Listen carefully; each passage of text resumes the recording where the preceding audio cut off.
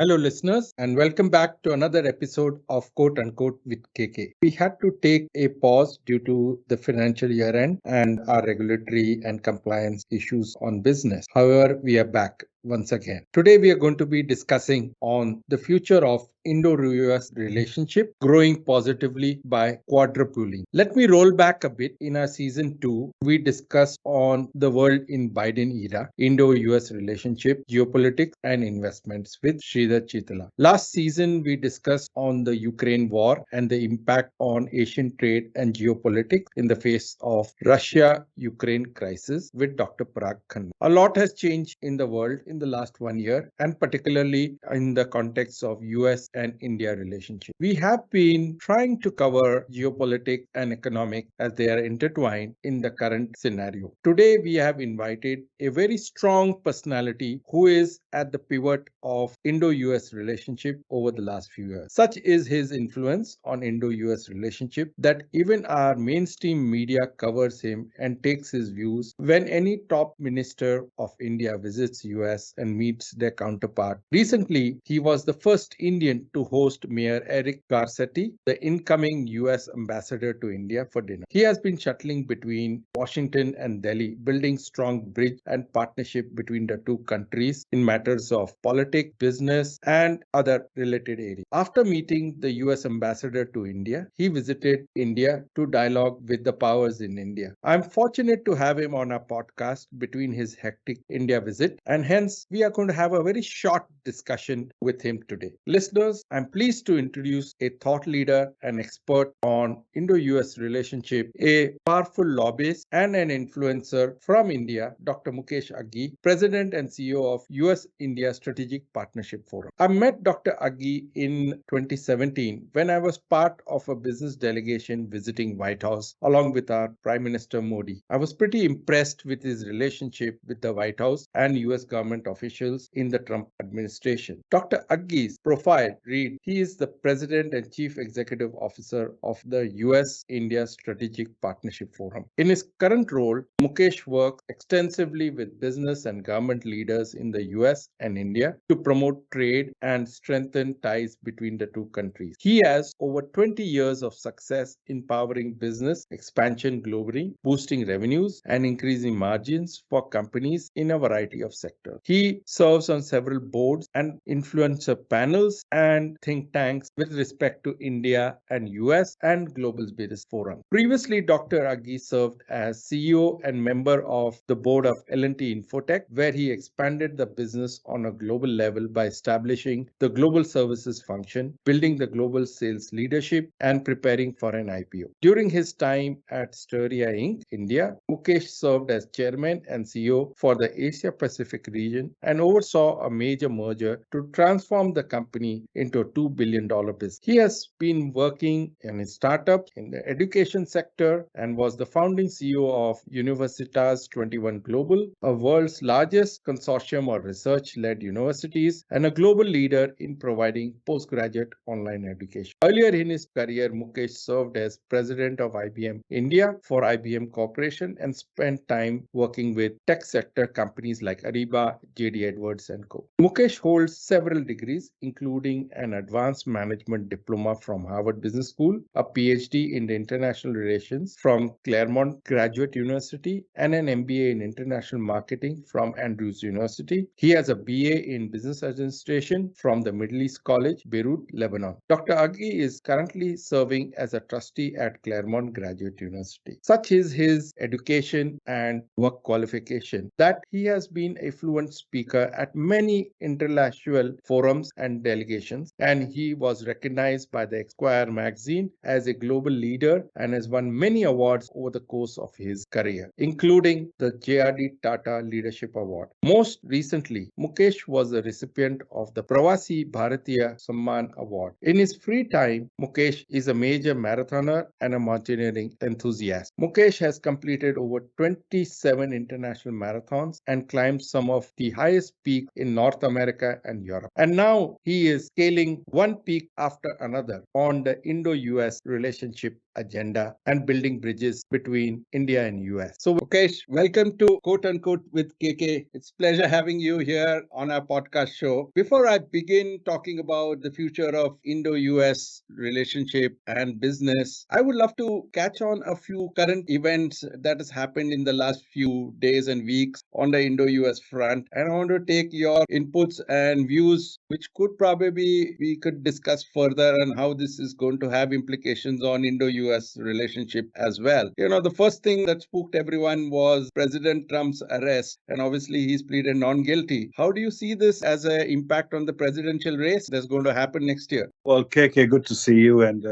good to be on your podcast. We met 2017 and you look as good as you were there in 2017. So, the arrangement of President Trump and 32 felony counts of charges against him is a normal process. I know it's for the first time a ex-president has been charged, and but the process is that you are innocent until proven guilty in front of a jury. So this trial will continue. I do not see President Trump withdrawing in his process of running for a re-election or as president of the United States. In fact, in the first 24 hours after the charges, they raised $7 million in one day. So Wow. I think his base got charged up and his fundraising has gone up. So I believe that he will continue the process of running as a Republican nomination to the president of United States. So you believe that there is going to be continuity from where Modi Trump bonhomie we left behind 4 years back and should continue once he gets re-elected and hopefully Modi also gets re-elected next year. Yeah, I believe so. You have to understand, Prime Minister Modi is the only global leader who has maintained consistently relationship from Obama to Trump to Biden. A lot of leaders could not get along with Trump, and lots don't get along with Biden. But Modi is one leader who has maintained that consistency. So, regardless of who comes in, because the geopolitics dictate that these two countries work together, so you will see a very, very strong relationship between the two countries and two leaders. Excellent. I want to flip this political issue about US intervention recently and some statements about one of our Indian political leader who got an arrest warrant for a case against him and there's a judgment. And the US actually said that they are watching it very carefully. Now, if Indians were to say the same thing on Trump, it wouldn't have really, mattered much on Indo-US relationship. But why does US want to make such political statements and observations when there's a lot going on the other aspects of our relationships, which I want to talk to you shortly after this? Why does US want to intervene in such matters when there is a legal judgment? I think it's naivety, and also you are trying to operate in the past rather than looking at India as a emerging power, which is going to be a great power one day, and to come and dictate a process of a judicial process which is taking place. In this, India also can say that we will observe carefully how you treat Trump because US has gone much more aggressively on Trump than the judicial process in India has gone on Rahul Gandhi itself. So I Correct. think we have to grow up and refrain from commenting on all these issues because we have bigger things to do, bigger Correct. objectives to achieve, and don't let these trivial issues impede the progress between the two countries. Correct. I want to shift gears. You just recently met the new ambassador to India from the US. Could you tell about your meeting with him and how do you see this panning out on our Indo-US relationships in future? Well, Eric, is a wonderful guy. One of the youngest mayor elected to city of LA. He has a bright future. In fact, he was intending to run for president, and then he became co-chair of Biden committee itself. He is a big fan of India. He wants to do big things. He thinks big, and the good thing is he has direct access to the president. So you will see a lot of stuff happening. It's unfortunate for the last 2 years we did not have an ambassador. And while the Chinese, the Russians, and Germans and French were walking the corridor, U.S. ambassador was missing. So I think to have him, you will see a accelerated momentum in the relationship. You also have to understand that you have Prime Minister Modi going for a state visit in June to Washington, D.C. Then you have, before that, there's a Quad summit taking place in Sydney on May 24th, where President Biden and Prime Minister Modi will meet. Then you have, after that, the G20 event. So you have some critical meeting taking place among the principals of two countries. And I think Ambassador plays a very critical role. So it's good to have him now on board. And we are hopeful that there will be a momentum acceleration in the relationship. Yes, we are all equally hopeful about that as well. And one of the recent other event that also I was surprised was the NATO actually inviting India to join them at this point in time. Given that India has always maintained its non-aligned status, and now under G20 it wants to champion the cause of the global South and has also been neutral on the Russia-Ukraine conflict. How do you view this development from the Western world and NATO, specifically inviting India to the NATO when there are other, formations like the Quad, and we are doing a lot over there as well? How do you view this, and do you recommend that India should join the NATO? Well, NATO, is a military alliance which was built after the Second World War. It was an alliance to deal with Soviet Union, and now when you look at it, you have Russia, which is getting more and more defunct as time goes by because of the sanction plus depletion of its resources on the Ukraine war. I think this is not a dog in the fight for India on NATO side. I think India is a rising power, as I said earlier. It will be a great power, and maintaining its independence is important. You do not want to get into alliances where you are basically working with somebody against somebody. Yes, India is in Quad, but it's not a military alliance. And the Quad focuses on technology, it focuses on multiple economic issues. It also basically is an organization which is trying to make sure that the current global order is sustained.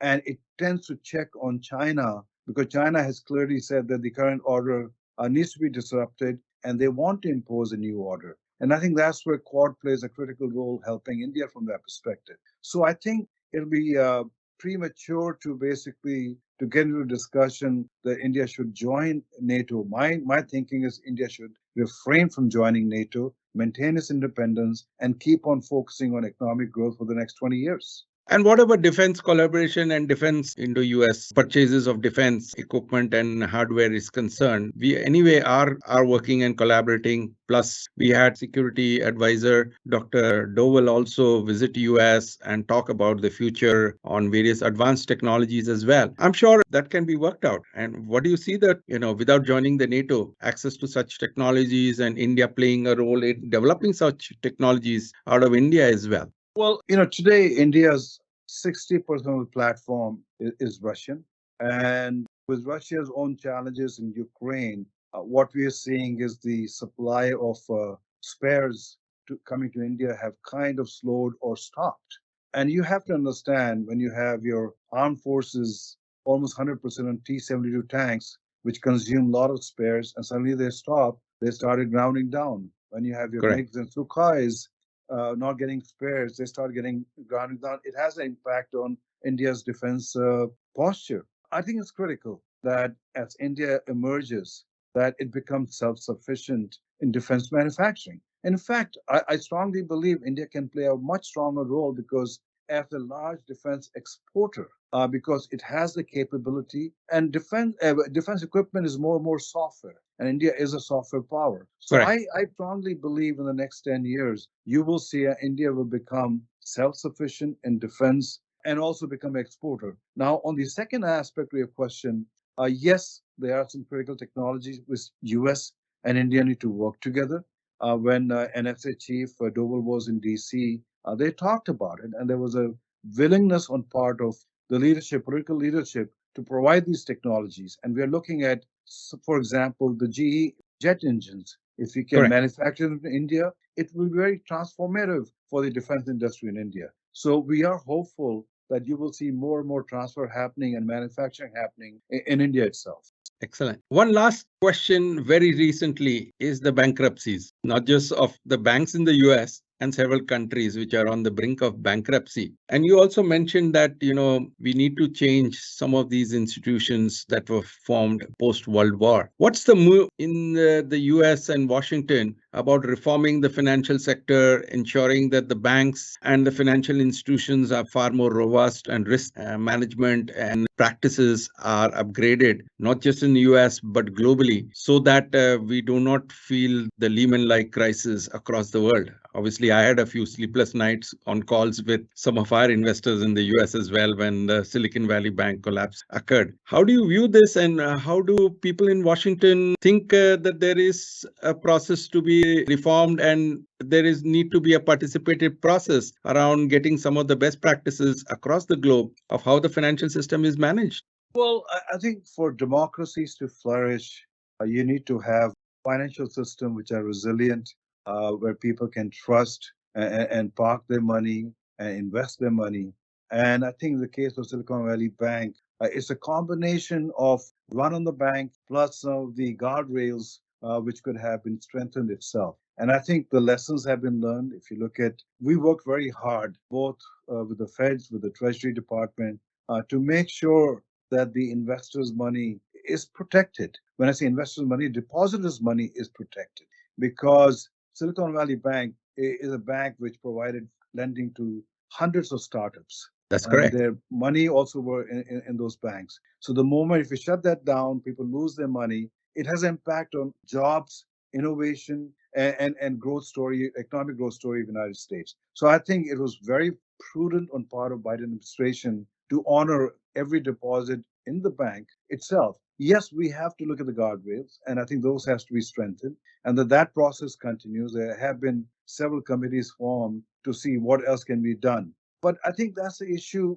across the world. You look at what happened between Credit Suisse and UBS itself. Correct. There was a run there also. So I think we also have to make sure that there's a consumer confidence in the bank, because unless you have the confidence, you will start seeing more and more runs happening. But I think that situation seems to have settled down. The sentiment is we need to move on. But yes, you're right. We have to come up with the better guardrails to protect the banks and the consumer itself. In fact, as a corollary, we had a lot more interest of investors into our fund and into investing into India in hard infrastructure as well. While this whole Silicon Valley episode happened, and an interest into ensuring that why don't they park their money in the IFSC in India itself and let that money move into our fund and into invest vehicles in India itself. So there's a lot that India has gained also at the cost of whatever collapses that has happened in the last month or so as well.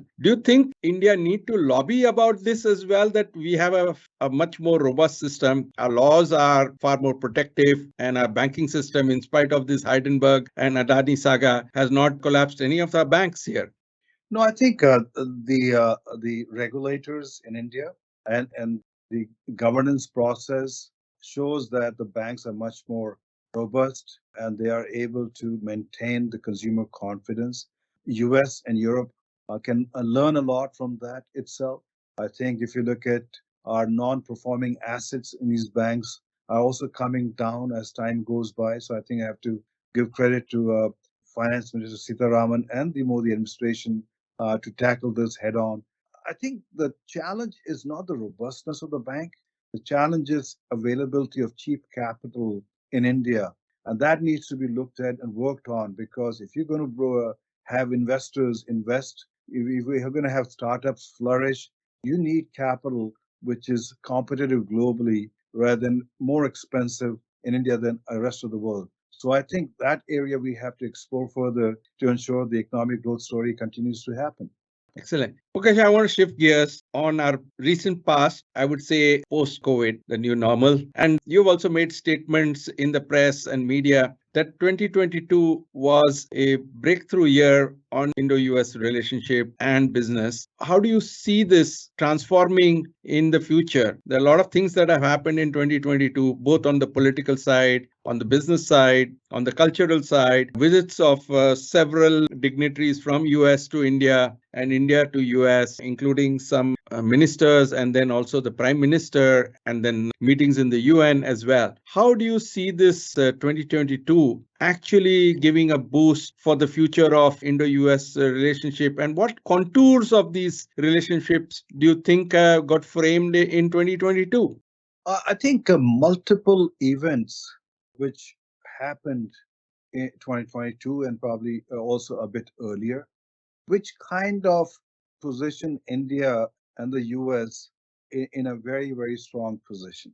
Geopolitically, when you look at China, started becoming much more assertive, aggressive, and posturing that it wants to challenge the current global order. And for it to basically move in that direction, it first needs to have a dominant presence in Asia Pacific. And so when it pushed India on the border, India pushed back, it sent a message that India is not going to be a pushover. It sent a message to Chinese that, we have a border, and if you want to be a good neighbor, we can settle those open issues in an open dialogue. Don't try to move in because India will stand up to it. So that sent a message to the rest of the world that India will stand up to China and India is not going to push over. Second part is while the global economy was teetering on recession, India was showing 6.5 to 7% growth and resilience in that growth itself. The budget presented by this government, almost 30% was capital investment. And so the messaging was that while the rest of the world recalibrate, India is on a growth story, development path. I mean, you look at a country which is building over, 40 kilometers of highway on a daily basis, which is building or renovating almost 200 airports, and you look at shipping ports. It is a country which is on a march, on a development march, and which will have a economic growth and job creation for its citizen. Then, when you look at what happened in Ukraine and Russia, the world said India needs to take a position. And India said, this is not our dog in this fight. And we do not need to take a position. And India maintained their neutrality. And after some time, with all the criticism, everybody realized that what India is doing is the right thing. Today, India is buying roughly 1.2 to 1.4 million barrels of oil from Russia with $60 and less. And it has basically let the oil from Saudis, from Iraqis, from UAE, let the Europeans buy it. And what's interesting is 50% of the oil India is buying from Russia after getting refined goes into Europe. So, in a sense, India has taken an independence posture geopolitically in front of China. And I think US realizes that. And you have to understand from US corporate perspective, you have a market which is growing, and it's a market which helps them de-risk their manufacturing in China itself. So we're seeing plethora of companies now moving their manufacturing into India. Correct. Apple next year will produce 20 million iPhone 14 in India for the rest of the world itself. So we are seeing a momentum taking place. So I think 22 was a pivotal year for India, and we see 23 a much more critical year for India because G20, and so you will see a rise of India, emergence of India continuing. You've been there in Washington. How do you see the current mood towards India?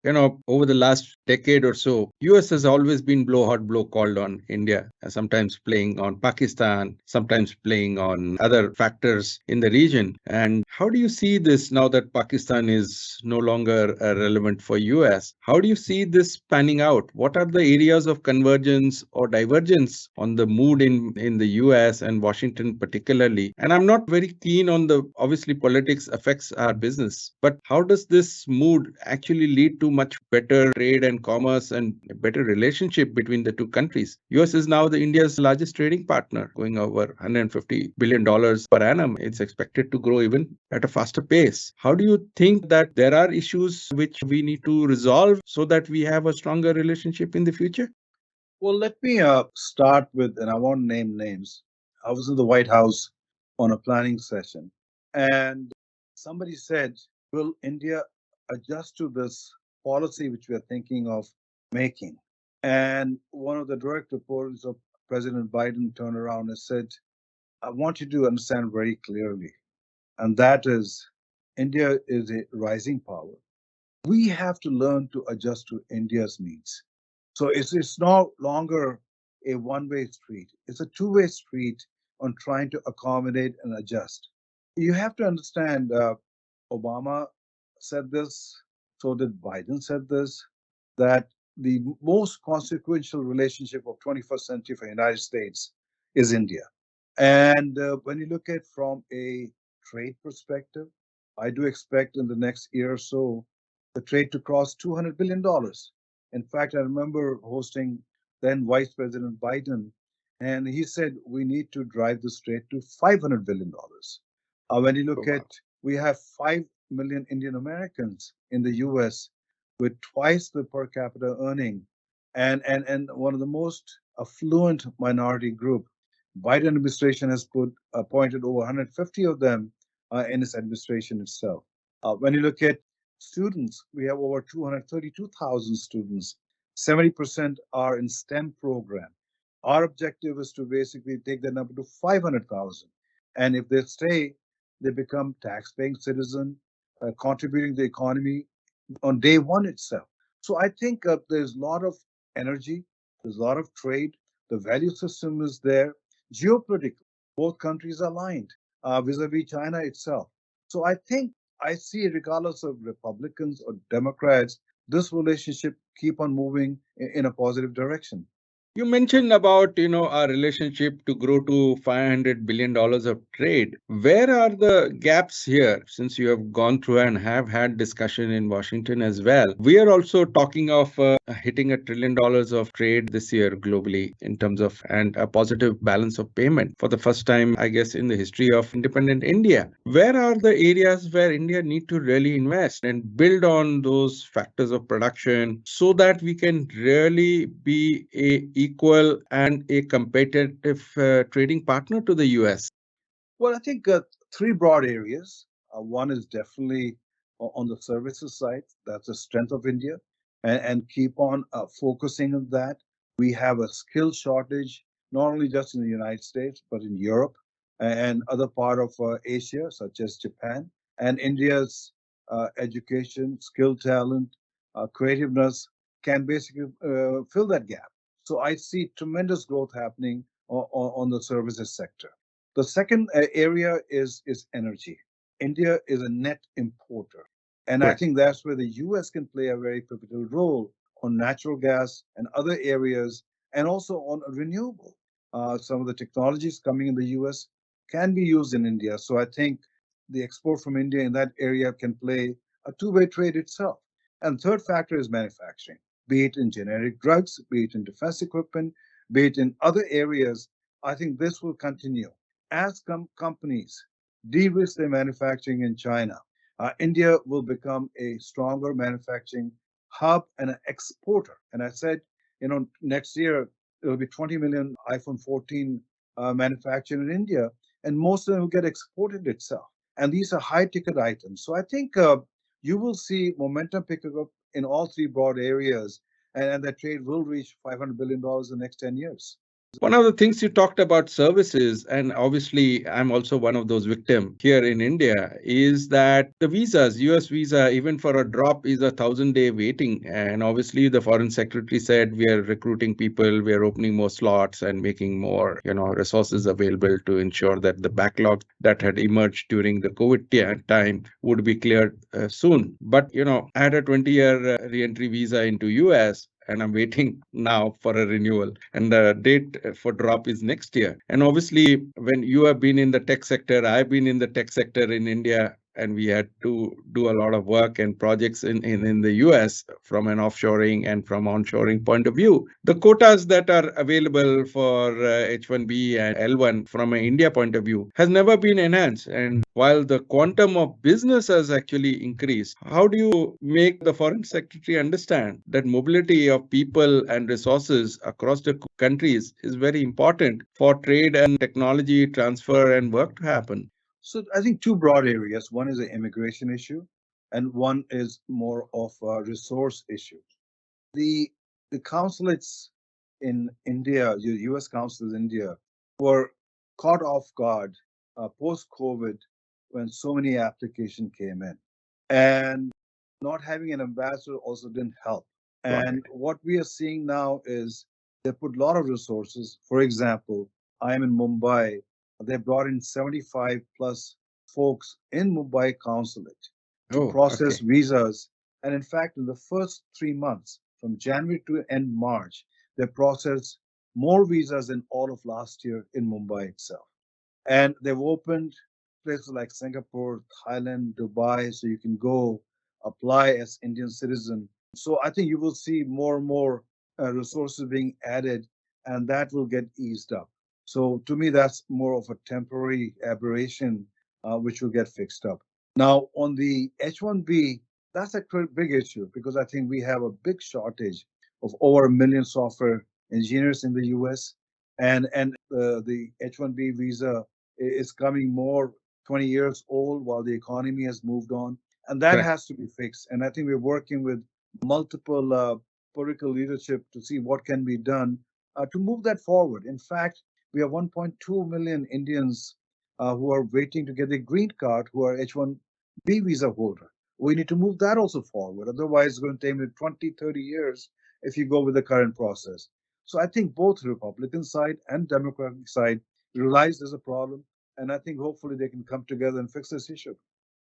Why do you think US doesn't want to allow visa on arrival? I mean, I've traveled on Indian passport to several countries. I mean, I've done 30 countries all over the world. Several of them do recognize Indian passport and do allow visa on arrival for business purposes. Why is there a hesitation there as well? I'm sorry to digress a bit, but people like us, I'm waiting for an investor meet in the US. I want to meet both my kids who have not met, for almost 3, 4 years, but yet I can't do anything. So I'm sure like me that I'm not complaining, but we could probably ease this out. I'm going to come back to India. I'm not going to stay there just because I have my kids or I've got my business here. Why can't there be certain, relaxations like these, which could actually help translate a lot more business between the two countries, business to business collaboration, I would say. No, I agree. I think that has to be eased up, either expedited process or visa on arrival itself.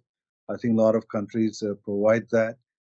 But I think at the other side is you have both countries making millions of dollars on visa application fee.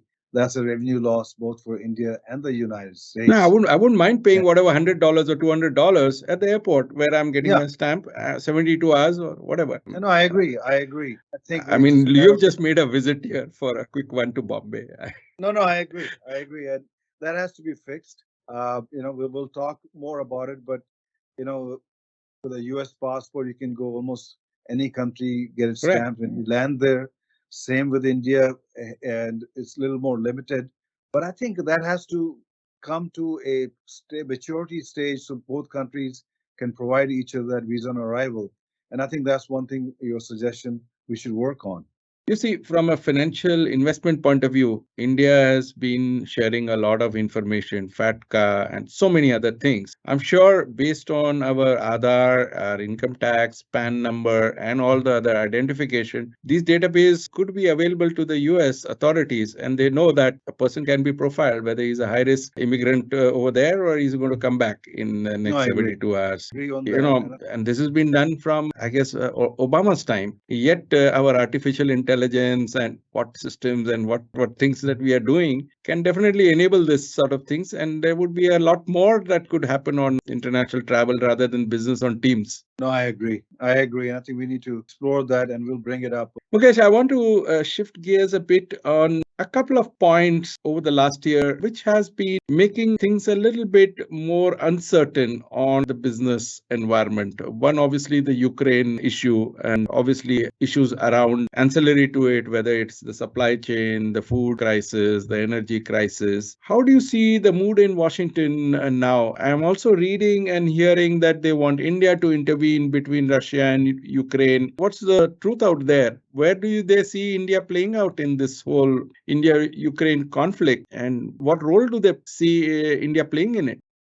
You have to understand between Prime Minister Modi and President Putin, there is a relationship, there is a line of communication, and certain level of trust there.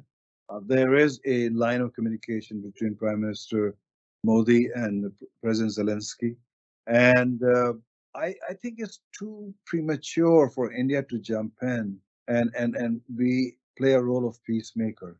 You saw early on President Macron started it, then he had to back off. We did have the Chinese give 13-point peace plan to the Russian, but no discussion with the President Zelensky. And so I think in any war, what we have seen, history tells us, unless both parties are exhausted, they will not come to a peace negotiation. And I think at the moment they're still not completely exhausted, and it's a matter of time when we see that they're exhausted and they will come. So I think it's too early to push either side. Let them just fight it out, and at some stage, then somebody has to jump in and say, okay, now it's time to sit down and talk peace. Is there any back channel conversations India is also participating, according to you, from Washington, or India is just silent on this matter as it has I, been neutral? I think there have been back channel communication. I mean, say you had NSA chief who met with Jake Sullivan, and then he flew straight from there and met with Putin. Obviously, he carried some messaging there, and so I think they are back channel. But I'm not privy to what the messaging was. But yes, you need to have that, and they continue to happen. Let's now talk about that 500 billion target between India and US per annum of trade. Both countries have a lot to offer. Obviously, our tech sector and services are one of the biggest plank, and obviously we discussed about the visa and those issues. There's a lot also on the manufacturing side, particularly the Make in India initiative and a lot of investment into infrastructure. And according to some of the industry estimates from FICCI, CI, and other bodies, we need almost $1 trillion of investment itself into hard infrastructure and capex to reach a substantial leverage and growth on our export and make it far more competitive. How do you think the US is willing to participate, not the private equity, but it's on more on the bilateral side of things, into such huge capex and investment program if we were to scale up our trade between the two countries? So I think there are multiple ways to skin this cat. One is you have large World Bank and IMF investments at low interest rates, which India needs to capitalize into the country itself. I think the pivotal role is going to be private sector. If we are able to take our projects, infrastructure projects, and sell them, be it airport or shipping ports or rail lines, to private investors, I think that's going to bring more capital into the country. I think it's important also to leverage the insurance sector. I think it's important to bring them in so they can open up the bond markets in India itself and bring in institutional investors which look at 20, 30 years long term investment. So the opportunity is there. And what we're seeing is India is moving in that direction. It takes time because people want to be cautious about it. They want to be, you know, ensuring that what they do is the right stuff. And so I think you will see that momentum picking up. What we did with Air India, for example, it is a bold move on part of government of India. What we are seeing on airports getting privatized, that's a right move on part of government of India. So I think if you start focusing in the direction, you will get $1 trillion, $1.5 trillion into the investment coming to the country.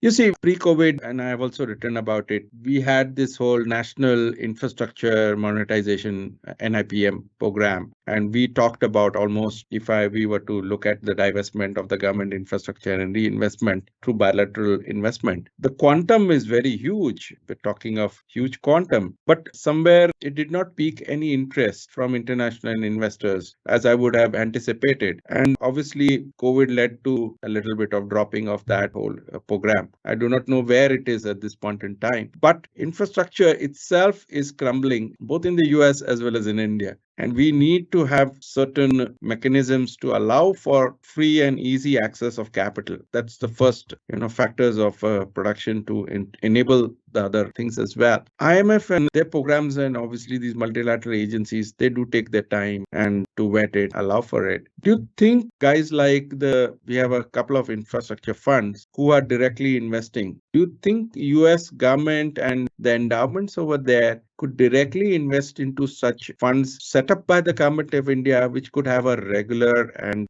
obviously the risk is very high. They're not debt, the equity into the infrastructure. But do you think the US will enable such sort of investment vehicles into India, into government sponsored infrastructure funds? Well, I I'm also think, running one, but it's a private yeah, one. I think you have the Export Import Bank, which is a government entity in the US. You have DFC, which has roughly $123 billion to invest. So they all are looking for return on investment and job creation. And but I think the majority of the money is in private hands in the US. You Correct. look at if you will go on Sand Hill All Road the in pension Palo funds Alto, there. yeah, you look at CalPERS and others, they are holding trillions of dollars in funds and looking for long-term safe investments. And I think India can provide that path to these folks so they are able to get better returns because at the moment the returns in the US are not that high. Correct. So there is an opportunity.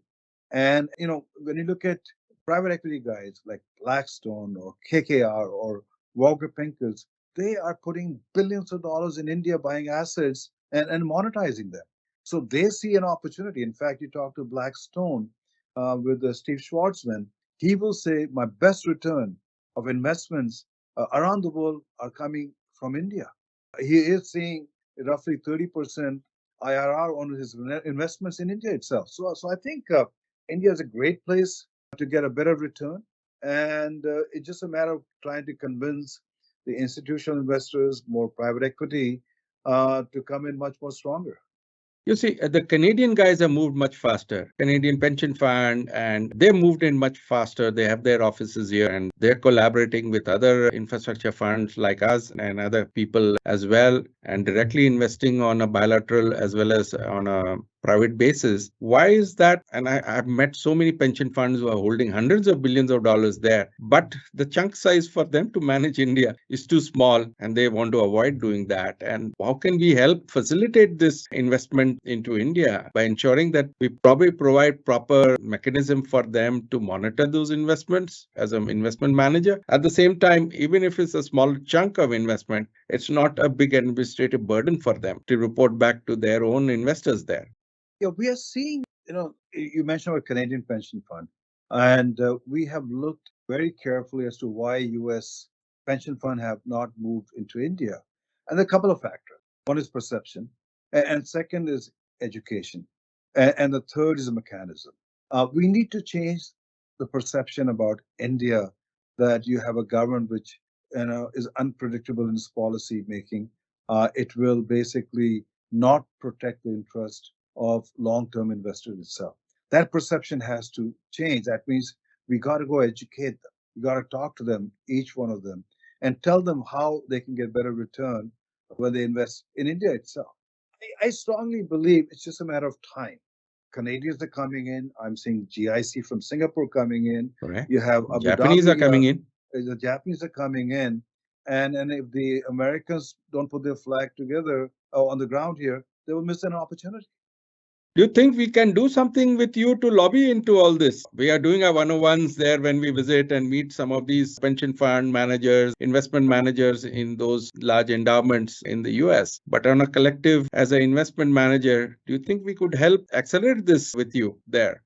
Oh, we would love to do that. We would love to do a roadshow, talk to most of these large pension funds, and try to change the perception, try to educate them, and set up a mechanism so they're able to get access to some of the products they're looking to invest in. So I think there is an opportunity, and I would love to work with you and your team to see how we take that forward. Thank you so much. Mukesh, one major worry that we all have for a sustainable and huge growth trade and commerce with US is a stable dollar regime. And now India has started putting rupee trade and many more, other mechanisms to enhance its own global trade. How do you view this, and what is the US view in Washington about rupee trade or rupee ruble trade or rupee dirham trade agreements that India is signing up with other countries? Does that make dollar weak, or how is the viewpoint in the US about it?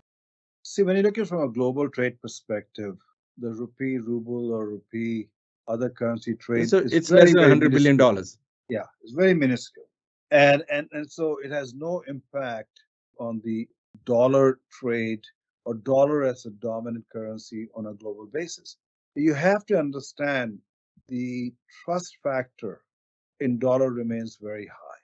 People will not put their assets into won or be not as confident about the Japanese yen or basically Europe dominated currencies itself. Dollar still dominates the global trade itself, and it has a trust factor of almost every nation itself. So I don't think there's any concern. I think if there is a concern, that is we need to use less sanction as a weapon, because that does have impact on dollar domination, and countries who feel that they'll get sanctioned will start moving and pivoting away from dollar trade itself. But overall, there's no cause of concern. I think dollar still is the confident king on the currency side. Okay, I want to shift gears a bit here. Talk about your vision and passion between the and you being one of the most vocal person in Washington from the Indian diaspora. How does the Indian diaspora feel about India at this point in time? I'm sure we are now having second and third generation Indians born in India, born in the US as well. How do they connect with the country and in the Indian diaspora there? Well, I think when you look at the first generation Indian immigrants in the United States, they have a strong attachment to the country of their birth. And they still have probably relatives, friends, and education institutions where they studied and moved on. What we are seeing is the second generation, third generation do not have that emotional attachment. And basically, what happens is then they start pivoting away. And the classic example would be Bobby Jindal, who Yeah. basically ran for president and basically said, I'm not Indian, and lost the whole Indian American vote. So, Israelis do a very good job. They take the second generation, third generation of the Jewish community and get them down to summer camps in Israel, into kibbutz and other areas, so they're able to get that attachment back from a either religion perspective, from a culture perspective, or physical environment attachment itself. And I think we've been seriously thinking about looking at that program and see how we can do that with the Indian diaspora. The numbers are larger, but I Correct. think if you don't go in that direction, then you will lose the asset you have, which is the Indian American. So, how do you think we have those bonds and the cultural ties between the two countries actually even enhanced and grown further between the two countries? No, I think you can, as I said, first generation is not an issue. They come back, and in fact, this month they just launched a U.S. IPL cricket team itself, the Okay. series itself. So there is a fondness to the game, the country, the food itself. But we need to put a program together. Take the second generation, third generation, bring them for internship, bring them from camps, let them live with families here. That is a massive project which we need to work on. Otherwise, we will lose that. And I think that's where the private sector can play a pivotal role. And we intend to explore that and see how we take that forward. Excellent. I'm more than happy to contribute there as well. My kids always celebrate their Indian culture club in their college. They have the Diwali and the Holi just to sensitize the whole cohort of their class or their college about the Indian culture and history. But once they get on the job there, I think that's all lost. That's true. But what's interesting is, yeah, I'm seeing more and more cities declaring Diwali as a holiday. You saw Biden celebrate. So did Trump celebrate. So did Obama celebrate in the White House. So from that perspective, but I think we need to go beyond lighting of the lamps on Diwali and inculcate the values and the country's culture into the younger youth. I want to just pick up one recent event here as well. One of the state in the US actually talked about creating a Hindu phobia, anti-Hindu phobia regulation as well, and that was Georgia. How do you see that as a development in the US? These are politics which are basically born out of ignorance, and I think we just need to go educate them. Does he have an impact? I don't think it has an impact, but I think we need to be also cautious about it because ignorance brings violence, and we just need to ensure that we early on start educating about the religion, about the values, the teaching. So I think we need to work together on this so we don't go in the wrong direction. I hope the Khalistan issue is all resolved in San Francisco. Whatever happened on the Indian embassy and all over there, it's all died down, I believe now. Well, the Khalistan issue is not resolved, but the the uh, the violence which took place, I have to give credit to the U.S. Secret Service and the state police, which moved in very fast, especially in Washington D.C. And controlled it. Will that go away? I don't think so. I think there are vested interests, there are vested countries which want to brew problems for India. So this will keep on coming, and we just have to be vigilant about it and make sure that they don't overtake us. I want to now move on the fag end of our podcast, but a few personal questions, Mukesh. I know you've been from the tech sector, I've been on the tech sector, and you pivoted this very excellently into a diplomatic and a lobbyist representing India and doing a great work out of Washington. How did you see this happen for you, and what are your lessons that you have learned along the way? Well, thank you. You understand when you have two democracies, they will flounder because leaders will come and go, bureaucrats will come and go, ambassadors will come and go, politicians will come and go. You need an institution which will hold both countries together. You need an institution which will have an agenda, which is a win win agenda for both countries, and then drive that in a fashion which is seen as we are a neutral party. We are an interested party also. So, see the success of both countries. And I saw that gap that there was no independent institution which was willing to serve the interests of both countries. So along with John Chambers, Ajay Banga, Indra Nui, Shantanu, and others, we launched this in 2017, and rest is history. We seem to be moving. We have a lot of work to do, but I think we're making a lot of progress also. So John Chambers also happened to be my ex-boss as well, and he's very pro-Indian. And I'm really glad to see this emerge out as an excellent organization, which is doing a lot of India-US bridge building and taking India-US relationship from strength to strength. I want to understand what challenges did you face in the initial days when you were setting up this organization? You did have influential people, both from Indian and US, supporting you. How did you get that acceptance in Washington? I think one of the first challenges was credibility. Uh, are we for real? And what can we deliver? And this was not just in Washington, D.C., this was in New Delhi also. And so you pick up small tasks and make them successful. You take small bites and chew on them and move on to the bigger objectives itself. So if you look at, we measure our success in on the policy side. We measure our success in fighting fires. We measure our success in trying to convey messaging to both sides. And I think as time went by, there's more credibility. Our access has gone up. We have a larger team. And so I think we are seem to be on the right path.